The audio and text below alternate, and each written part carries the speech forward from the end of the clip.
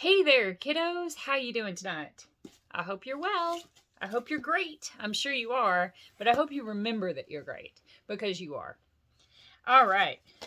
Now we got chapter 8, Fog on the Barrow Downs. Are you excited? I'm excited. I'm really tired because I just did a floor call and I've got to load in early in the morning tomorrow, but I'm making sure that I record this video for you. I hope you appreciate it. I know I'm enjoying reading these books to you. I hope that you're enjoying hearing them. I hope you get to enjoy hearing them, because I know you're not right now. Fog on the Barrow Downs. That night they heard no noises, but either in his dreams or out of them, he could not tell which. Frodo heard a sweet singing running in his mind, a song that seemed to come like a pale light behind a gray rain curtain, and growing stronger to turn the veil all to glass and silver, until at last it was rolled back, and a far green country opened before him under a swift sunrise. The vision melted into waking. Hang on. A song that seemed to come like a pale light behind a gray rain curtain, and growing stronger. So the song grew stronger, to turn the veil all to glass and silver, until at last it was rolled back and a far green country opened before him under a swift sunrise. I don't know how to translate that into, what was that dream about? Anyway, so the vision melted upon waking, and there was Tom whistling like a tree full of birds, and the sun was already slanting down the hill and through the open window. Outside everything was pale and gold. Was green and pale gold. Sorry, excuse me. I should not glance and then try to glance up at the camera. After breakfast, which they again ate alone. I'm stuttering like crazy today. I'm missing words. After breakfast, which they again ate alone, they made ready to say farewell, as nearly heavy of heart as was possible on such a morning, cool, bright, and clean under a washed autumn sky of thin blue. The air came fresh from the northwest. Their quiet ponies were almost frisky, sniffing and moving restlessly. Tom came out of the house and waved his hat and danced upon the doorstep, bidding the hobbits to get up and be off and go with good speed. They rode off along a path that wound away from behind the house, and went slanting up towards the north end of the hill brow under which it sheltered. They had just dismounted to lead their ponies up the last steep slope. No, sir, don't sharpen your claws on that futon. That's not okay. That's okay. Say hi to Fred.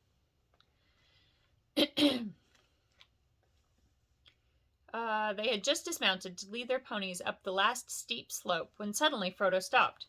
"Goldberry," he cried, "my fair lady, clad all in silver green, we have never said farewell to her, nor seen her since the evening." He was so distressed that he turned back, but at that moment a clear call came rippling down. There on the hill brow she stood beckoning to them. Her hair was flying loose, and as it caught the sun it shone and shimmered. A light like the glint of water on dewy grass flashed from under her feet as she danced. They hastened up the last slope and stood breathless beside her. They bowed, but with a wave of her arm she bade them look round, and they looked out from the hilltop over lands under the morning. It was now as clear and far seen as it had been veiled and misty when they stood upon the knoll in the forest, which could now be seen rising pale and green out of the dark trees in the west. In that direction the land rose in wooded ridges, green, yellow, russet under the sun, beyond which lay hidden the valley of the Brandywine. To the south, over the line of the Withywindle, there was a distant glint like pale glass, where the Brandywine River made a great loop in the lowlands and flowed away out of the knowledge of the hobbits. Northward, beyond the dwindling downs, the land ran away in flats and swellings of gray and green and pale earth colors, until it faded into a featureless and shadowy distance. Eastward the Barrow Downs rose, ridge behind ridge into the morning, and vanished out of sight into a guess. It was no more than a guess of blue and a remote white glimmer blending with the hem of the sky, but it spoke to them, out of memory and old tales, of the high and distant mountains. They took a deep draught of the air, and felt that a skip and a few stout strides would bear them wherever they wished.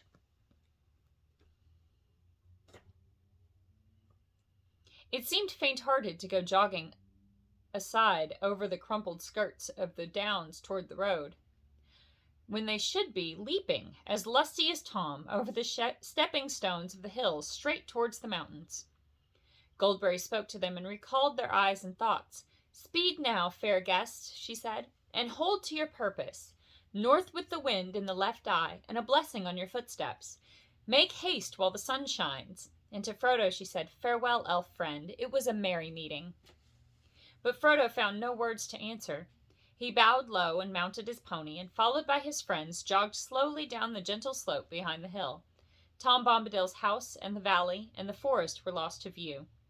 The air grew warmer between the green walls of hillside and hillside, and the scent of turf rose strong and sweet as they breathed. Turning back when they reached the bottom of the green hollow, they saw Goldberry, now small and slender like a sunlit flower against the sky. She was standing still watching them, and her hands were stretched out towards them. As they looked, she gave a clear call, and lifting up her hand, she turned and vanished behind the hill. Their way wound along the floor of the hollow, and round the green feet of a steep hill into another deeper and broader valley, and then over the shoulder of further hills, and down their long limbs, and up their smooth sides again, up on to new hilltops and down into new valleys. There was no tree, nor any visible water. It was a country of grass and short springy turf, silent except for the whisper of the air over the edges of the land, and high lonely cries of strange birds. As they journeyed, the sun mounted and grew hot. Every time they climbed a ridge, the breeze seemed to have grown less. When they caught a glimpse of the country westward, the distant forest seemed to be smoking, as if the fallen rain was steaming up again from leaf and root and mold. The shadow now lay round the edge of sight, a dark haze above which the upper sky was like a blue cap, hot and heavy. About midday they came to a hill whose top was wide and flattened, like a shallow saucer with a green rounded rim. Inside there was no air stirring, and the sky seemed near their heads. They rode across and looked northwards. Then their hearts rose, for it seemed plain that they had come further already than they had expected. Certainly the distances had now all become hazy and deceptive, but there could be no doubt that the downs were coming to an end. A long valley lay below them, winding away northwards, until it came to an opening between two steep shoulders. Beyond, there seemed to be no more hills. Due north they faintly glimpsed a long dark line. "That is a line of trees," said Mary, "and that must mark the road. All along it, for many leagues east of the bridge, there are trees growing. Some say they were planted in the old days." "Splendid," said Frodo. "If we make as good going this afternoon as we have done this morning, we shall have left the downs before the sun sets and be jogging on in search of a camping place." But even as he spoke, he turned his glance eastward, and he saw that on that side the hills were higher, and looked down upon them, and all those hills were crowned with green mounds, and on some were standing stones, pointing upwards like jagged teeth out of green gums. That view was somehow disquieting, so they turned from the sight and went down into the hollow circle. In the midst of it there stood a single stone, standing tall under the sun above, and at this hour casting no shadow. It was shapeless and yet significant, like a landmark or a guarding finger, or more like a warning. But they were now hungry, and the sun was still at the fearless noon, so they set their backs against the east side of the stone. It was cool, as if the sun had had no power to warm it, but at that time this seemed pleasant. There they took food and drink, and made as good a noon meal under the open sky as anyone could wish, for the food came from down under hill. Tom had provided them with plenty for the comfort of the day. Their ponies, unburdened, strayed upon the grass. Riding over the hills and eating their fill, the warm sun and the scent of turf, lying a little too long, stretching out their legs and looking at the sky above their noses, these things are perhaps enough to explain what happened.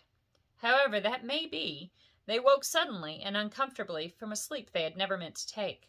The standing stone was cold, and it cast a long pale shadow that stretched eastward over them. The sun, a pale and watery yellow, was gleaming through the mist just above the west wall of the hollow in which they lay. North, south, and east, beyond the wall, the fog was thick, cold, and white. The air was silent, heavy, and chill. Their ponies were standing crowded together with their heads down. The hobbits sprang to their feet in alarm and ran to the western rim. They found that they were upon an island in the fog. Even as they looked out in dismay towards the setting sun, it sank before their eyes into a white sea, and the cold gray shadows sprang up in the east behind. The fog rolled up to the walls and rose above them, and as it mounted it bent over their heads until it became a roof. Then they were shut in a hall of mist, whose central pillar was the standing stone. They felt as if a trap was closing about them, but they did not quite lose heart. They still remembered the hopeful view that they had of the line of the road ahead, and they still knew in which direction it lay. In any case, they now had so great a dislike for that hollow place about the stone that no thought of remaining there was in their minds. They packed up as quickly as their chilled fingers would work. Soon they were leading their ponies in a single file over the rim and down the long northward slope of the hill, down into a foggy sea. As they went down, the mist became colder and damper, and their hair hung lank and dripping on their foreheads. When they reached the bottom, it was so cold that they halted and got out cloaks and hoods, which soon became bedewed with gray drops. They mounted their ponies, then went slowly on again, feeling their way by the rise and fall of the ground. They were steering, as well as they could guess, for the gate-like opening at the far northward end of the long valley, which they had seen in the morning. Once they were through the gap, they had only to keep on in anything like a straight line, and they were bound in the end to strike the road. Their thoughts did not go beyond that, except for a vague hope that perhaps away beyond the downs there might be no fog. Their going was very slow. To prevent their getting separated and wandering in different directions, they went in file, with Frodo leading. Sam was behind him, and after him came Pippin, and then Merry. The valley seemed to stretch on endlessly. Suddenly Frodo saw a hopeful sign. On either side, ahead, a darkness began to loom through the mist, and he guessed that they were at last approaching the gap in the hills, the north gate of the Barrow Downs. If they could pass that, they would be free. "Come on, follow me," he called back over his shoulder, and he hurried forward. But his hopes soon changed to bewilderment and alarm. The dark patches grew darker, but they shrank, and suddenly he saw, towering ominous before him and leaning slightly towards one another like the pillars of a headless door, 2 huge standing stones. He could not remember having seen any sign of these in the valley, when he looked out from the hill in the morning. He had passed between them almost before he was aware, and even as he did so, darkness seemed to fall round him. His pony reared and snorted, and he fell off. When he looked back, he found that he was alone. The others had not followed him.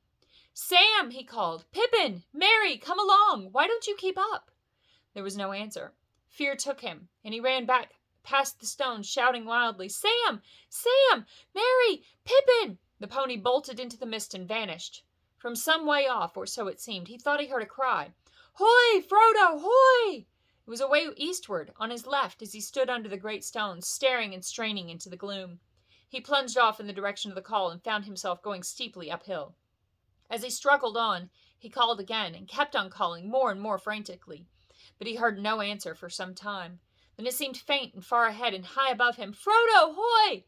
came the thin voices out of the mist, and then a cry that sounded like "Help! Help!" often repeated, ending with the last "Help!" that trailed off into a long wail suddenly cut short. He stumbled forward with all the speed he could towards the cries, but the light was now gone, and clinging night had closed about him, so that it was impossible to be sure of any direction. He seemed all the time to be climbing up and up. Only the change in the level of the ground at his feet told him when he at last came to the top of a ridge or a hill. He was weary, sweating, and yet chilled. It was wholly dark. "Where are you?" he cried out miserably. There was no reply. He stood listening. He was suddenly aware that it was getting very cold, and that up here a wind was beginning to blow, an icy wind. A change was coming in the weather. The mist was flowing past him now in shreds and tatters. His breath was smoking, and the darkness was less near and thick. He looked up and saw with surprise that faint stars were appearing overhead amid the strands of hurrying cloud and fog. The wind began to hiss over the grass. He imagined suddenly that he caught a muffled cry, and he made towards it, and even as he went forward the mist rolled up and thrust aside, and the starry sky was unveiled. A glance showed him that he was now facing southwards, and was on a round hilltop which he must have climbed from the north. Out of the east the biting wind was blowing. To his right there loomed against the westward stars a dark black shape. A great barrow stood there. "Where are you?" he cried again, both angry and afraid. "Here," said a voice, deep and cold, that seemed to come out of the ground. "I am waiting for you." "No," said Frodo, but he did not run away. His knees gave, and he fell on the ground. Nothing happened, and there was no sound. Trembling, he looked up, in time to see a tall, dark figure like a shadow against the stars. It leaned over him. He thought there were two eyes, very cold, though lit with a pale light that seemed to come from some remote distance. Then a grip stronger and colder than iron seized him. The icy touch froze his bones, and he remembered no more. Dun dun dun! When he came to himself again, for a moment he could recall nothing except a sense of dread. Then suddenly he knew that he was imprisoned. Caught hopelessly, he was in a barrow. A barrow-wight had taken him, and he was probably already under the dreadful spells of the barrow-wights, about which whispered tales spoke. He dared not move, but lay as he found himself, flat on his back upon a cold stone, with his hands at his breast, on his breast. But though his fear was so great that it seemed to be a part of the very darkness that was round him, he found himself, as he lay thinking about Bilbo Baggins and his story, of their jogging along together in the lanes of the Shire and talking about roads and adventures, there was a seed of courage hidden, often deeply, it is true, in the heart of the fattest and most timid hobbit, waiting for some final and desperate danger to make it grow. Frodo was neither very fat nor very timid. Indeed, though he did not know it, Bilbo and Gandalf had thought him the best hobbit in the Shire. He thought he had come to the end of his adventure, and a terrible end, but the thought hardened him. He found himself stiffening as if for a final spring. He no longer felt limp, like a helpless prey. As he lay there, thinking and getting a hold of himself, he noticed all at once that the darkness was slowly giving way. A pale greenish light was growing round him.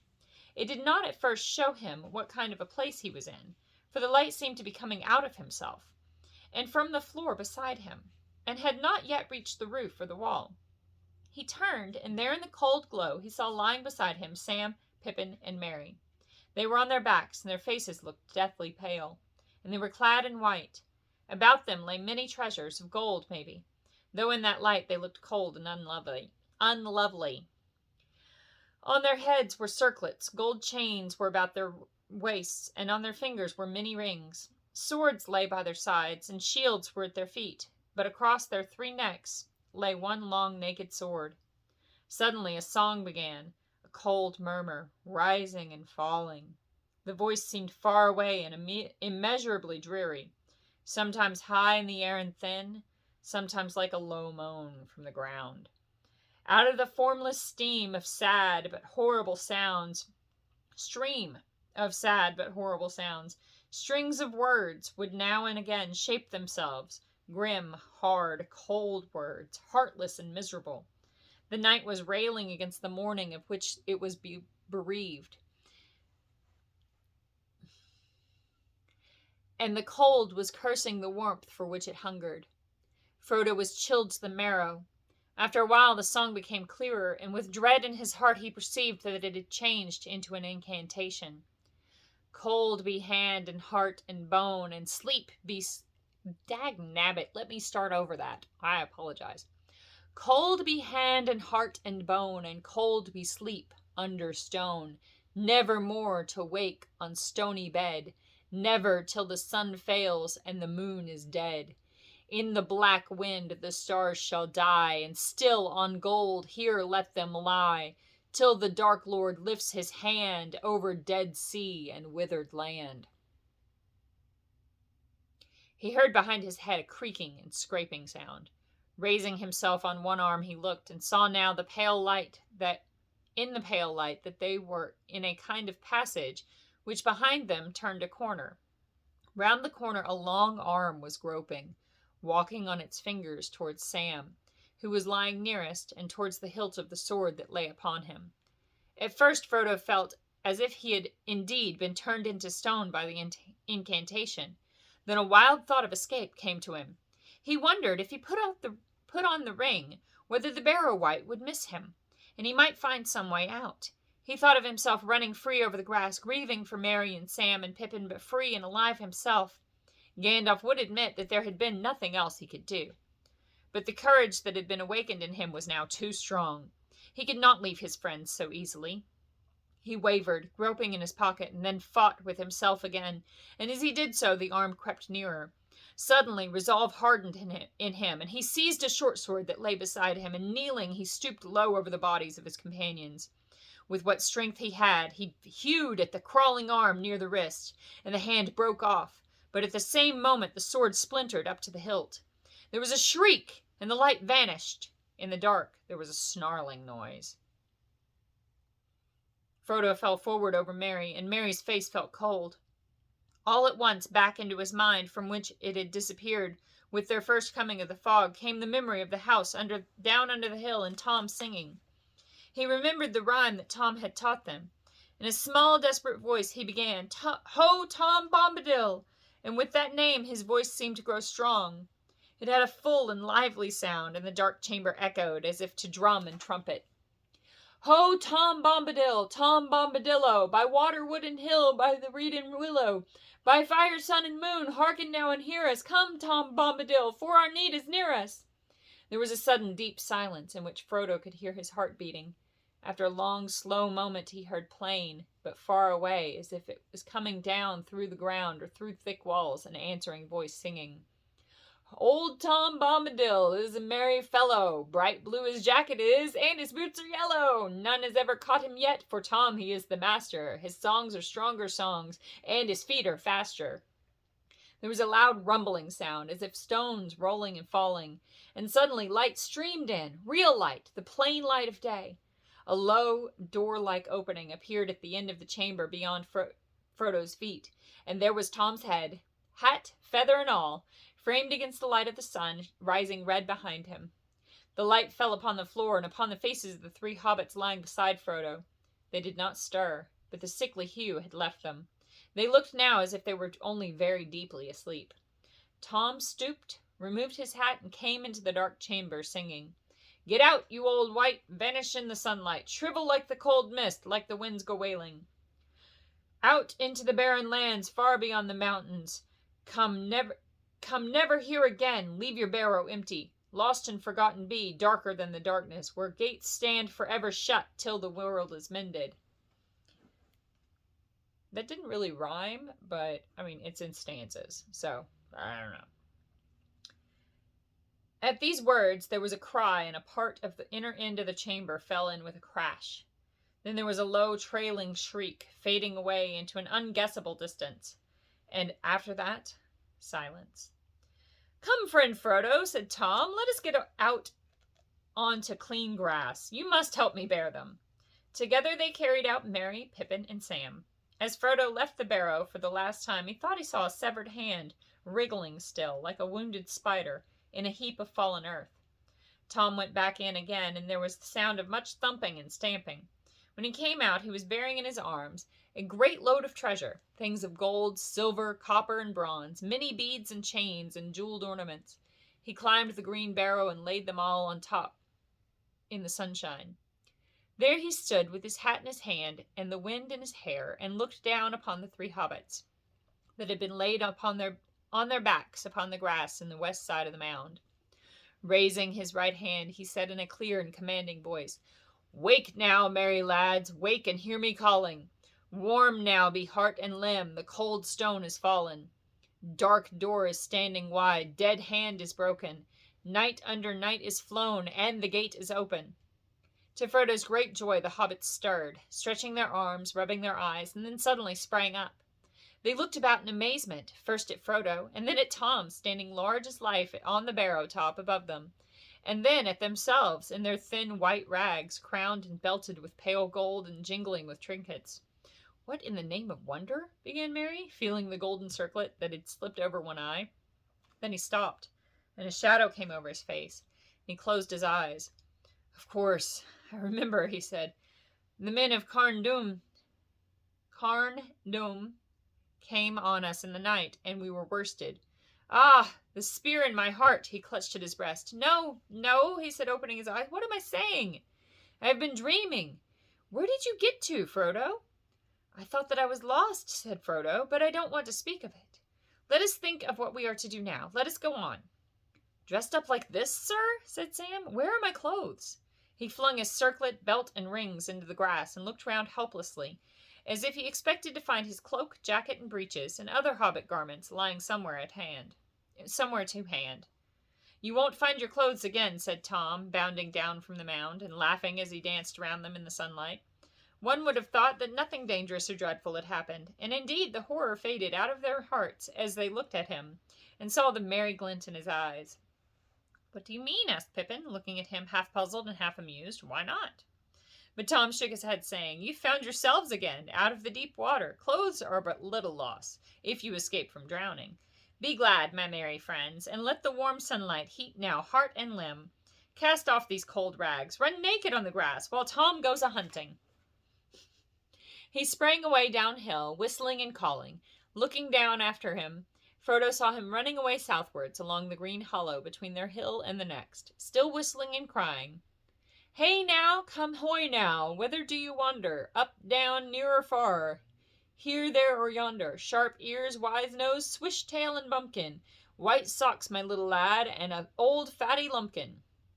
So he sang, running fast, tossing up his hat and catching it, until he was hidden by a fold of the ground. But for some time his hey now, hoy now came floating back down the wind, which had shifted round towards the south. The air was growing very warm again. The hobbits ran about for a while on the grass as he told them. Then they lay basking in the sun with the delight of those that have been wafted suddenly from bitter winter to a friendly clime, or of people that, after being long ill and bedridden, wake one day to find that they are unexpectedly well, and the day is again full of promise. By the time that Tom returned, they were feeling strong and hungry. He reappeared hat first, over the brow of the hill, and behind him came in an obedient line 6 ponies, their own 5, and one more. The last was plainly old Fatty Lumpkin. He was larger, stronger, and fatter, and older than their own ponies. Mary, to whom the others belonged, had not, in fact, given them any such names, but they answered to the new names that Tom had given them for the rest of their lives. Tom called them one by one, and they climbed over the brow and stood in a line. Then Tom bowed to the hobbits. Here are your ponies now, he said. They've more sense in some ways than you wandering hobbits have, more sense in their noses. For they sniff danger ahead, which you walk right into. And if they run to save themselves, then they run the right way. You must forgive them all, for though their hearts are faithful, to face fear of Barrow-wights is not what they were made for. See, here they come again, bringing all their burdens. Merry, Sam, and Pippin now clothed themselves in spare garments from their packs, and they soon felt too hot, for they were obliged to put on some of the thicker and warmer things that they had brought against the oncoming of winter. Where does that other old animal, that fatty lumpkin, come from? Asked Frodo. He's mine, said Tom. My 4-legged friend, though I seldom ride him, and he wanders often far, free upon the hillsides. When your ponies stayed with me, they got to know my lumpkin, and they smelt him in the night and quickly ran to meet him. I thought he'd look for them, and with his words of wisdom take all their fear away. But now my jolly lumpkin, old Tom's going to ride. Hey, he's coming with you, just to set you on the road, so he needs a pony. For you cannot easily talk to hobbits that are riding, when you're on your own legs trying to trot beside them. Hang on just a second. Sorry about that. Big Kid got home. The hobbits were delighted to hear this and thanked Tom many times, but he laughed and said they were so good at losing themselves that he would not feel happy till he had seen them safe over the borders of his land. I've got things to do, he said, my making and my singing, my talking and my walking walking of the country. Watching of the country. I was wondering why he said walking twice, but he didn't. He said my watching of the country. Tom can't be always near to open doors and willow cracks. Tom has his house to mind, and Goldberry is waiting. It was still fairly early by the sun, and something between 9 and 10, the hobbits turned their minds to food. Their last meal had been lunch beside the Standing Stone the day before. They breakfasted now off the remainder of Tom's provisions, meant for their supper, with additions that Tom had brought with him. It was not a large meal, considering hobbits and the circumstances, but they felt much better for it. While they were eating, Tom went up to the mound, and looked through the treasures. Most of these he made into a pile that glistened and sparkled on the grass. He bade them lie there, free to all finders, birds, beasts, elves, or men, and all kindly creatures. For so the spell of the mound should be broken and scattered, and no wight ever come back to it. He chose for himself from the pile a brooch set with blue stones, many shaded like flax flowers, or the wings of blue butterflies. He looked long at it, as if stirred by some memory, shaking his head and saying at last, "Here is a pretty toy for Tom and for his lady. Fair was she who long ago wore this on her shoulder. Goldberry shall wear it now, and we shall not forget her. We will not forget her." For each of the hobbits he chose a dagger, long, leaf-shaped, and keen, of marvelous workmanship, damasked with serpent forms in gold and red. They gleamed as he drew them from their black sheaths, wrought of some strange metal, light and strong, and set with many fiery stones. Whether by some virtue in these sheaths, or because of the spell that lay on the mound, the blades seemed untouched by time, unrusted, sharp, glittering in the sun. "Old knives are long enough as swords for hobbit people," he said. "Sharp blades are good to have, if shire folk go walking east, south, or far away into dark and danger." Then he told them that these blades were forged many long years ago by men of Westerness. They were foes of the Dark Lord, but they were overcome by the evil king of Carndum in the land of Angmar. Yeah, it's good enough. Angmar. I'm sure I'm pronouncing that wrong. "Few now remember them," Tom murmured, "yet still some go wandering. Sons of forgotten kings walking in loneliness, guarding from evil things folk that are heedless." That's foreshadowing, by the way. The hobbits did not understand his words, but as he spoke, they had a vision as it were, of a great expanse of years behind them, like a vast shadowy plain over which there strode shapes of men, tall and grim, with bright swords, and last came one with a star on his brow. Then the vision faded, and they were back in the sunlit world. It was time to start again. They made ready, packing their bags and lading their ponies. Their new weapons they hung on their leather belts under their jackets, feeling them very awkward, and wondering if they would ever be of any use. Fighting had not before occurred to any of them as one of the adventures in which their flight would land them. At last they set off. They led their ponies down the hill, and then mounting, they trotted quickly along the valley. They looked back and saw the top of the old mound on the hill, and from it the sunlight on the gold went up like a yellow flame. Then they turned a shoulder of the downs, and it was hidden from view. Though Frodo looked about him on every side, he saw no sign of the great stones standing like a gate. And before long they came to a northern gap and rode swiftly through, and the land fell away before them. It was a merry journey with Tom Bombadill trotting gaily beside them, or before them, on Fatty Lumpkin, who could move much faster than his girth promised. If I ever get a pony, I'm totally going to name him Fatty Lumpkin. Absolutely. Tom sang most of the time, but it was chiefly nonsense, or else perhaps a strange language unknown to the hobbits, an ancient language whose words were mainly those of wonder and delight. They went forward steadily, but they soon saw that the road was further away than they had imagined. Even without a fog, their sleep at midday would have prevented them from reaching it until after nightfall on the day before. The dark line they had seen was not a line of trees, but a line of bushes growing on the edge of a deep dike, with a steep wall on the other side, the further side. Tom said it had once been the boundary of a kingdom, but a very long time ago. He seemed to remember something sad about it, and would not say much. That's probably foreshadowing for the Silmarillion, but I haven't read that one yet. But we're gonna find out here in a few books. They climbed down and out of the dike and through a gap in the wall, and then Tom turned due north, for they had been bearing somewhat to the west. The land was now open and fairly level, and they quickened their pace. Hoo-wee! The cat dropped Deuce, and he is... gracious. Be glad. Be glad phones cannot record smell-o-vision yet. Beware the brown wind.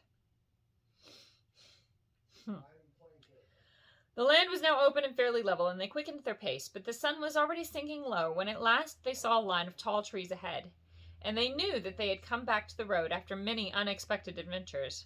They galloped their ponies over the last furloughs, and halted under the long shadows of the trees. They were on the top of a sloping bank, and the road, now dim as evening wore on, wound away below them. At this point it ran nearly from southwest to northeast, and on their right it fell quickly down into a wide hollow. It was rutted, and bore many signs of the recent heavy rain. There were pools and potholes full of water. They rode down the bank, and looked up and down. There was nothing to be seen. "Well, here we are again at last," said Frodo. "I suppose we haven't lost more than 2 days by my shortcut through the forest, but perhaps the delay will prove useful. It may have put them off our trail." The others looked at him. The shadow of the fear of the black riders came suddenly over them again. Ever since they had entered the forest, they had thought chiefly of getting back to the road. Only now, when it lay beneath their feet, did they remember the danger which pursued them, and it was more than likely to be lying in wait for them upon the road itself. They looked anxiously back towards the setting sun, but the road was brown and empty. "Do you think," asked Pippin hesitatingly.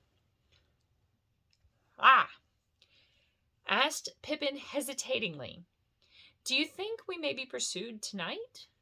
"No, I hope not tonight," answered Tom Bombadill, "nor perhaps the next day. But do not trust my guess, for I cannot tell for certain.